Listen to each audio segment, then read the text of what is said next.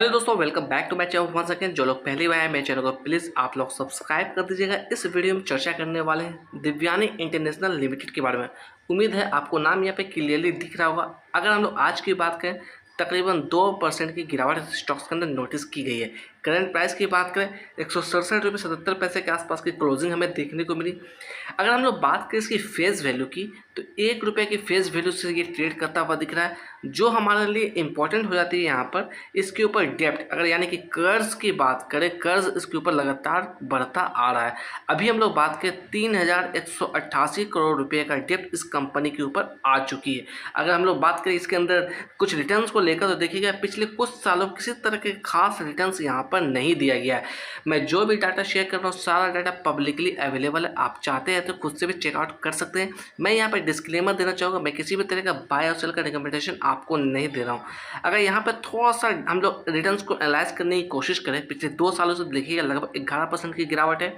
पिछले 1 साल की बात करें, लगभग 2% का हमें रिटर्न्स बना के दिया है। पिछले 6 महीने की बात करें, तकरीबन 8.5% की गिरावट इसके अंदर नोटिस की गई है। अगर मैं बात करूँ इसके अंदर डिविडेंड को लेकर, तो देखिएगा यहाँ पर किसी भी तरह के डिविडेंड का डाटा यहाँ पर अवेलेबल नहीं है। तो थोड़ा सा आपको अवेयरनेस के साथ काम करना है। इस स्टॉक्स के अंदर किसी भी तरह की जल्दबाजी नहीं करना है। अकॉर्डिंग टिकट, अगर हम लोग परफॉर्मेंस की बात करें, परफॉर्मेंस यहाँ पर लो नजर आता हुआ दिख रहा है। वैल्यूएशन की बात करें, वैल्यूएशन भी यहाँ पर हाई नजर आती हुई दिख रही है।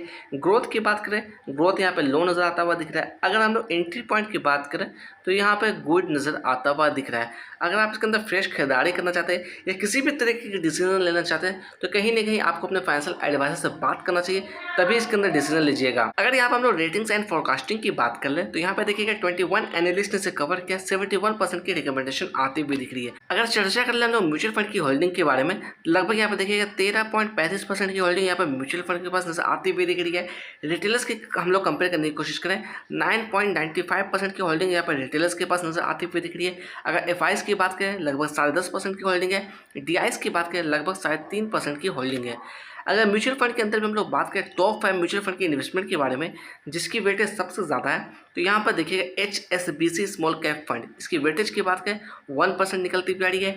Franklin India flexi cap fund की बात करें, इसकी वेटेज 0.90% निकलती हुई आ रही है यहाँ पर।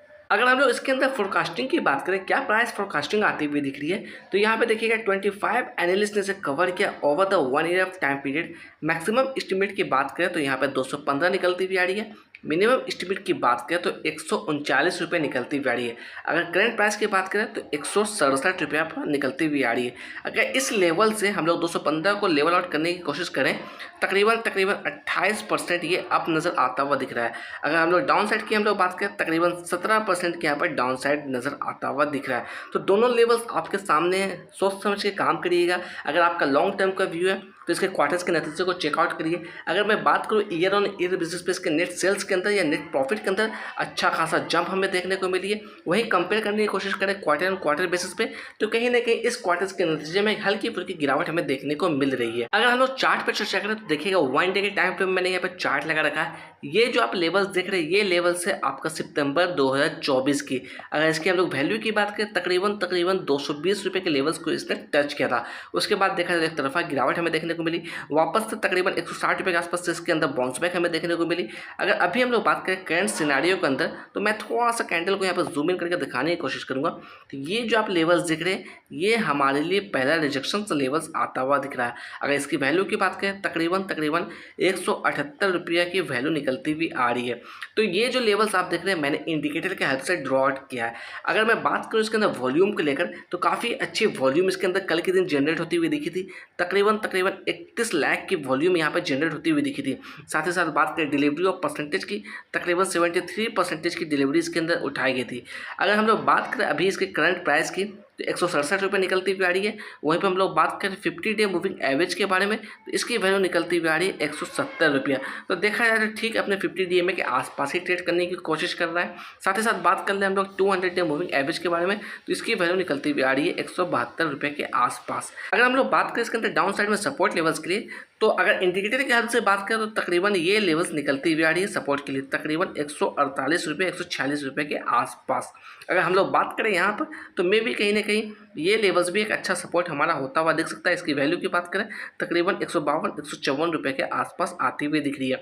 मैं किसी भी तरह की श्योरिटी की बात नहीं कर रहा हूँ, सिर्फ और सिर्फ पॉसिबिलिटी की यहाँ पर बात कर रहा हूँ। अगर हम लोग टेक्निकल्स की बात करें, ट्रेडिंग व्यू की तरफ से क्या टेक्निकल्स आता हुआ दिख रहा है, तो यहाँ पर देखिएगा ओवरऑल सेल का इंडिकेशन हमें मिलता हुआ आ रहा है। 15 ऐसे इंडिकेटर है जहाँ से सेल का इंडिकेशन मिल रहा है। अगर मूविंग एवरेजेस की बात करें, यहाँ से भी रिकमेंडेशन स्ट्रॉन्ग सेल का आता हुआ दिख रहा है। 14 ऐसे इंडिकेटर है जहाँ से सेल का रिकमेंडेशन आता हुआ दिख रहा है। अगर ऑसिलेटर की बात करें तो ऑसिलेटर यहाँ पर न्यूट्रल नजर आता हुआ दिख रहा है। तो आपको इसके अंदर सोच समझ के काम करना है, किसी भी तरह की जल्दबाजी नहीं करना है, किसी भी तरह की फोमो में आपको नहीं आना है, क्योंकि पैसा इसके पीछे आपका लगने वाला है, इसलिए डिसीजन आप सोच समझ के लीजिएगा। चलते चलते मैं इतना कहना चाहूँगा, जो भी मेरे चैनल पर पहली बार है मेरे चैनल को प्लीज़ आप लोग सब्सक्राइब कर दीजिएगा, जिससे मुझे भी मोटिवेशन मिलती रहेगी।